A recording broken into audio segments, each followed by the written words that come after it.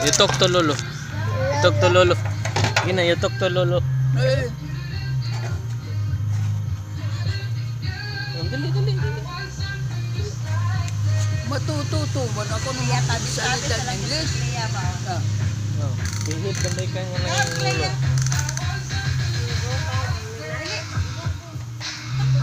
Ganyan, tuduan ng English. Halo-halo ano Tagalog. Tagalog, English. Ano yung uso? Para ang mga bata, kung tukatib gani ang bata,